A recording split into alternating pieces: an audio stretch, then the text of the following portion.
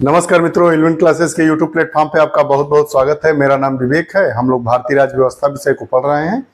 भारतीय राज्य व्यवस्था विषय में आज हम बात करेंगे संसद भारतीय संसद इंडियन पार्लियामेंट की यह कक्षा थोड़ी लंबी कक्षा है, तो इसमें हम इस कक्षा को 4-5 भाग में डिवाइड करके बात करेंगे। आज हम बात करेंगे लोकसभा और राज्यसभा की।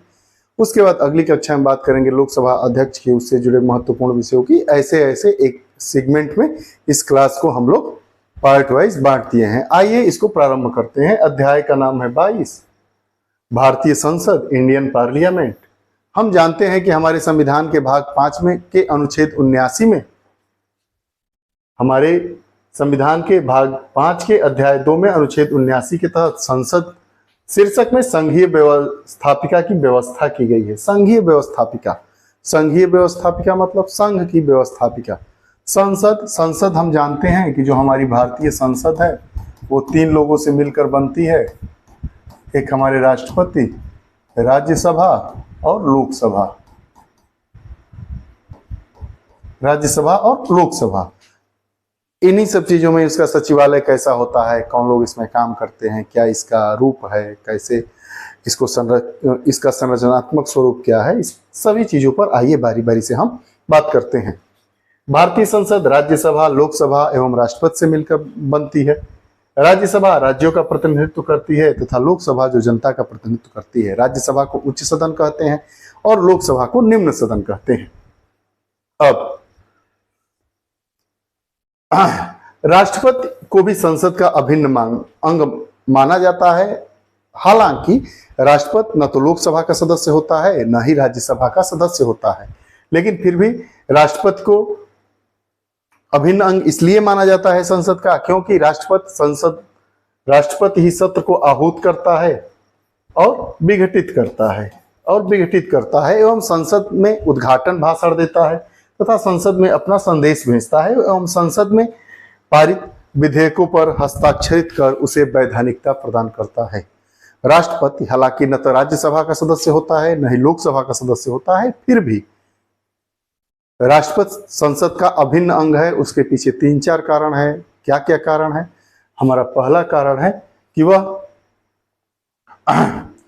सत्र को आहूत करता है, सत्र को विघटित करता है, और जब कोई विधेयक लोकसभा और राज्यसभा से पारित हो जाता है तो उसको कानूनी रूप तब प्राप्त होता है, वैधानिकता तब प्राप्त होती है जब उस पर राष्ट्रपति की मुहर लग जाती है। अब जो हमारा संसद है केंद्र सरकार का विधायी अंग है। विधायी मतलब जो विधायन करता है, जो विधि बनाता है, जो कानून बनाता है, नियम बनाता है, उसको क्या कहते हैं? विधायन। तो जो हमारा संसद है केंद्र सरकार का विधायी अंग है। संसदीय प्रणाली जिसे सरकार का वेस्टमिनिस्टर मॉडल भी कहते हैं। अब संसद का गठन राष्ट्रपति, लोकसभा और राज्यसभा से मिलकर बना है। राष्ट्रपति के बारे में हम अपनी कक्षा में पढ़ चुके हैं। लोकसभा जिसे निम्न सदन कहते हैं और राज्यसभा जिसे उच्च सदन कहते हैं। ब्रिटेन में उच्च सदन को हाउस ऑफ लॉर्ड कहा जाता है और निम्न सदन को हाउस ऑफ कॉमन्स कहा जाता है। उच्च सदन को हाउस ऑफ लॉर्ड्स कहा जाता है। लॉर्ड्स मतलब राजाओं की सभा और हाउस ऑफ कॉमन्स मतलब कॉमन लोगों की सभा, आम सभा। ये निम्न सदन होता है ब्रिटेन का और हाउस ऑफ लॉर्ड ये उच्च सदन होता है। अब अमेरिका में उच्च सदन को सीनेट कहा जाता है और हाउस ऑफ रिप्रेजेंटेटिव निम्न सदन को कहा जाता है। हाउस ऑफ रिप्रेजेंटेटिव निम्न सदन को कहा जाता है। हालांकि अमेरिका का जो राष्ट्रपति हो कांग्रेस का घटक नहीं माना जाता है। जो कांग्रेस होती है, अमेरिका में जो कांग्रेस होती है, जैसे यहाँ पे संसद है वैसे अमेरिका में इसे कांग्रेस कहा जाता है। और इसमें 2 चीजें होती है, एक सीनेट जिसे उच्च सदन कहा जाता है और दूसरा हाउस ऑफ रिप्रेजेंटेटिव जिसे निम्न सदन कहा जाता है। जो राष्ट्रपति होता है वो कांग्रेस का अंग नहीं माना जाता है, घटक नहीं माना जाता है, तत्व नहीं माना जाता है, अवयव नहीं माना जाता है।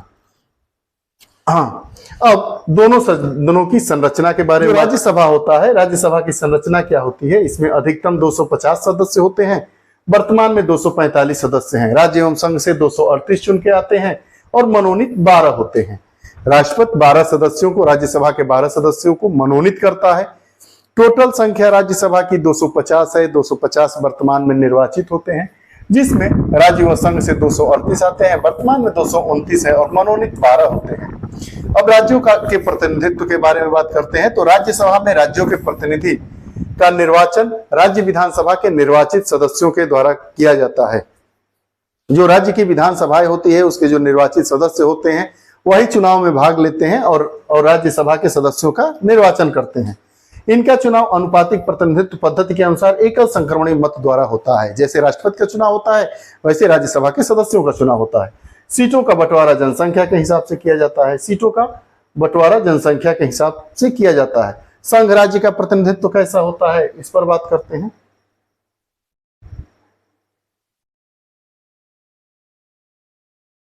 राज्य क्षेत्र का प्रत्येक प्रतिनिधित्व निर्वाचन मंडल द्वारा चुना जाता है। जो राज्य क्षेत्र का प्रत्येक प्रतिनिधि निर्वाचन मंडल द्वारा चुना जाता है। यह भी चुनाव अनुपातिक प्रतिनिधित्व पद्धति के अनुसार एकल संक्रमणीय मत पद्धति के अनुसार होता है। अब दिल्ली व पुडुचेरी छोड़कर 5 अन्य संघ शासित प्रदेश राज्यसभा के प्रतिनिधि के रूप में भाग नहीं लेते हैं। इसका मतलब है कि केवल दिल्ली और पुडुचेरी के ही जो सदस्य हैं विधानसभा के वही राज्यसभा के प्रतिनिधि के चुनाव में भाग लेते हैं। अब नामित या नाम निर्देशित सदस्य राष्ट्रपति कला से, साहित्य से, विज्ञान से और समाज सेवा 4 क्षेत्र हैं। 4 क्षेत्र कौन कौन से हैं जिसमें राष्ट्रपति 12 लोगों को राज्यसभा के लिए मनोनीत करता है। पहला हमारा हो गया कला, दूसरा साहित्य, तीसरा विज्ञान और चौथा समाज सेवा। यह 4 क्षेत्र हैं जिससे राष्ट्रपति राज्यसभा में 12 सदस्यों को मनोनीत करता है। अब आगे देखते हैं क्या है कहानी। कि लोकसभा की कुल सीटें 552 है।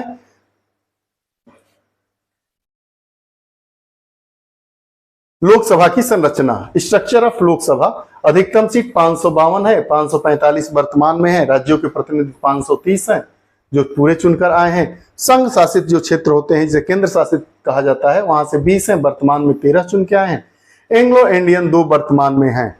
एंग्लो इंडियन का चुनाव कहा गया था संविधान में कि 25 जनवरी 2020 तक ही इनको कहा गया था कि 2 एंग्लो इंडियन चुने जाएंगे। अगर एंग्लो इंडियनों का क्या होगा, प्रतिनिधित्व कम होगा, तो अब एंग्लो इंडियन अब नहीं चुने जा रहे हैं। तो ये 25 जनवरी 2020 तक ही एंग्लो इंडियन चुनने की प्रथा थी। अब राज्यों के प्रतिनिधित्व, लोकसभा में राज्यों के प्रतिनिधि क्षेत्रों के लोगों द्वारा प्रत्यक्ष रूप से निर्वाचित होते हैं। और 61वां जो संविधान संशोधन 1988 में मत देने की उम्र 21 वर्ष से 18 वर्ष कर दी गई। राजीव गांधी की सरकार थी जिन्होंने उसके पहले 1988 के पहले मत देने की उम्र 21 वर्ष थी, लेकिन 1988 में 61वां संविधान संशोधन हुआ और उसके द्वारा मत देने की उम्र 21 वर्ष से घटाकर 18 वर्ष कर दी गई। ये बार बार पूछा जाता है कौन सा संविधान संशोधन है, 61वां। इसमें मतदान की उम्र कितनी कर दी गई, घटा के 18 वर्ष कर दी गई। पूर्व में कितनी थी, 21 वर्ष। ये रही बात यहां तक की। अब संघ राज्य क्षेत्रों का प्रतिनिधित्व संसद ने संघ राज्य अधिनियम 1965 बनाया गया, जिसके तहत संघ राज्य क्षेत्रों से प्रत्यक्ष निर्वाचन के तहत लोकसभा के सदस्य चुने जाते हैं। आप देखे होंगे कि लोकसभा का जो संसदीय क्षेत्र होता है उसमें जनता के द्वारा प्रत्यक्ष रूप से मतदान किया जाता है और लोकसभा के सदस्यों का निर्वाचन होता है। वही बात कह रहा है कि संसद ने संघ राज्य अधिनियम 1965 बनाया, जिसके तहत संघ राज्य क्षेत्रों से प्रत्येक निर्वाचन के तहत लोकसभा के सदस्य चुने जाते हैं। अब नामित या नाम निर्देशित सदस्य राष्ट्रपति लोकसभा में पर्याप्त प्रतिनिधित्व न होने पर एंग्लो इंडियन समुदाय के 2 लोगों को नामित करता था। कब तक, अब 25 जनवरी 2020 के बाद अब ये लोग नामित नहीं होंगे। अभी तक यहीं तक आरक्षण था कि 25 जनवरी 2020 तक ये सब चीजें होंगी। अब लोकसभा की चुनावी प्रणाली क्या है, लोकसभा में चुनाव की क्या प्रणाली है, उसके बारे में आइए हम लोग बात करते हैं। जनसंख्या के हिसाब से सुनिश्चित किया जाता है कि कितने वोट पड़ेंगे, उसी के अनुसार निर्वाचन क्षेत्र बनाए जाते हैं। यह ऐसा माना जाता है कि प्रत्येक 10 लाख की जनसंख्या पर एक संसदीय लोकसभा का क्षेत्र बनाया जाता है, जिसे मतलब संसदीय निर्वाचन क्षेत्र कहा जाता है, उसी की बात कर रहा है। प्रत्येक जनगणना के समाप्ति के बाद निर्वाचन क्षेत्र निश्चित होते हैं। जैसे 2011 की जनगणना हुई थी, उसके बाद निर्वाचन क्षेत्र क्या हुआ था, बनाया गया था।